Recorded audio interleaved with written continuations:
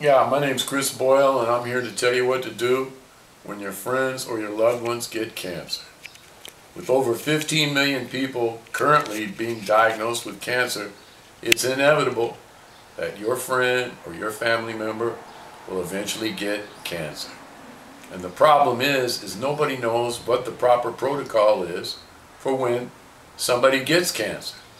Everybody wants to help, everybody wants to do something, but they haven't been taught. There's no class that you take, Cancer 101 or anything like that, that's going to prepare you for how you need to behave when that situation arises. So I'm going to tell you some things that you need to do and some things that you probably shouldn't do when your friend or loved one gets cancer.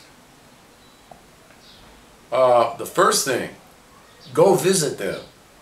When you find out that they're sick or they're in the hospital or they're home, just go visit. Most people don't want to go visit because for some reason or another they think it's contagious. If they go into your house, they're probably going to get cancer. If they touch you, they're going to get cancer. Cancer is not a contagious disease. Even though so many people have it, it doesn't get spread like the flu or a cold or anything like that. So if you touch them or sit in a room with them, you're not going to get it because you did that. But I can tell you plenty of stories about people who didn't go visit and they felt regret later on.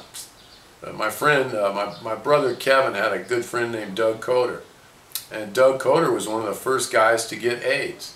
He was gay and he was an IV drug user, and he got AIDS before it even had a name. And he got real sick, and my brother would always say, "Oh yeah, I'm going to go visit Doug in a couple of weeks." And it was always like, "Yeah, I'm going to go," but he never went. And then one day he was talking to a mutual friend. He said, "Yeah, I'm going to go a couple of weeks to see Doug." And the guy says to him, "Why?" And he says, "Well, man, he's sick. I need to go visit him." He says, "Well, Doug Coder died 2 weeks ago." And my brother always felt bad about that. And then years later, when he got malignant melanoma cancer, which eventually killed him, after we buried him at his funeral, 3 different people came up to me and said, "Yeah, your brother was there in the operating room when I woke up, and he came to visit me." And my brother didn't even know the people, but he'd gone to visit them while they were recovering from surgery for cancer. And mostly it was because of the regret that he felt for not going to visit Doug. And I know how he must have felt, because when my brother got cancer, I hated to go visit him. You go to a hospital, you go into this room, the guy's plugged into all these different drugs, and it's not fun. It's not entertaining. And you look at him and he's lost all this weight, he looks like a skeleton, and you're really kind of scared. So I hated going to visit my brother. I know exactly what people feel like. But I finally figured out on Wednesday night, in the middle of chemotherapy during that week, he couldn't eat anymore. So I would show up on Wednesday night around dinner time so I could eat his dinner, which he was not going to eat. And that was my little in to get to go visit him. That was my incentive to go visit my brother. So you have to do whatever you got to do, but the main thing is go visit. Whether you just sit there and read a magazine, twiddle your thumbs, whatever, it's nice for them because they know somebody cares. Somebody does care about what they're doing. Otherwise, they're going to be alone in that hospital room all day long, and their social life is spent talking to doctors and nurses. And it's not much fun. So rule number 1, go visit. Number 2, offer help any way you can. Most people say, "Well, here's my number, give me a call if you need anything."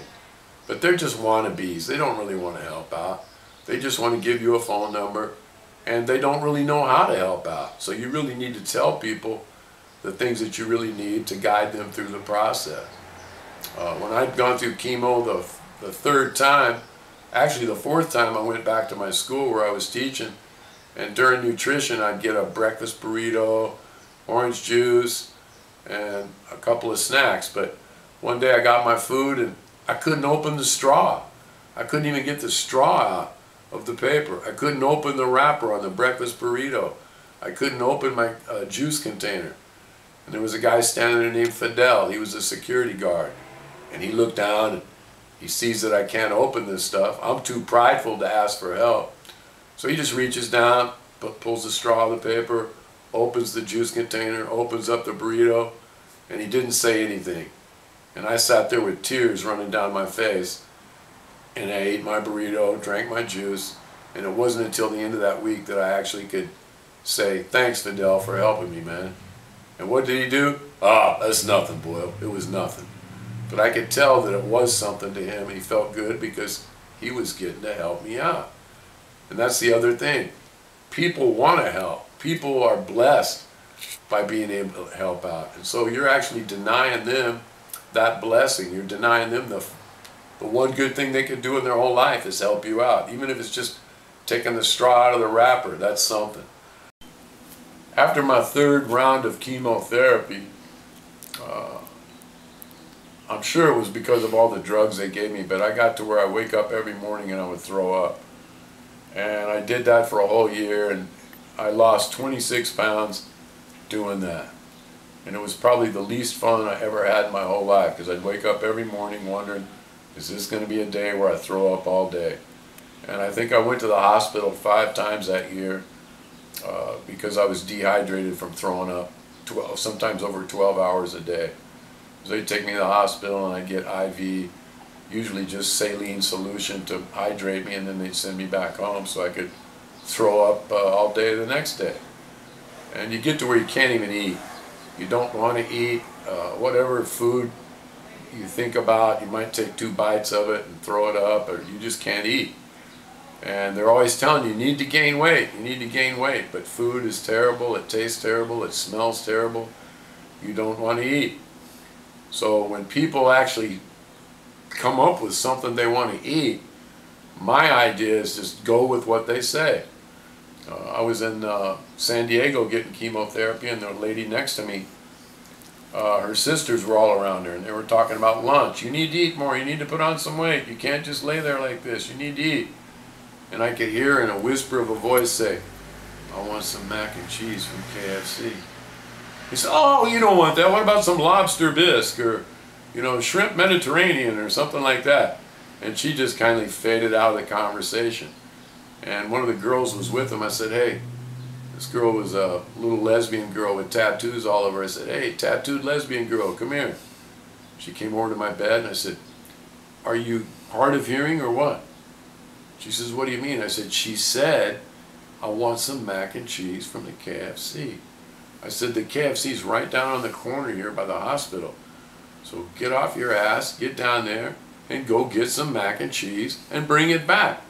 And let's get it done right now. So she got up, got her purse, said, I'll be right back. She went down, she got the mac and cheese, came back, handed her aunt the mac and cheese. She opened it up and wolfed it all down. He said, my God, you're eating, you're eating. And I said, that's right, man. When she says, I want mac and cheese from KFC, go get mac and cheese from KFC. Don't make Kraft macaroni and cheese right there. Just get what they want and get it right then. So when they say, I want a tostada from Del Taco, don't go to Taco Bell. Go to Del Taco and get the tostada and bring it back. When people are sick and they come up with one little idea to eat, you better fill that request immediately. Don't sit there and tell them they need lobster bisque or shrimp Mediterranean. It just ain't going to work.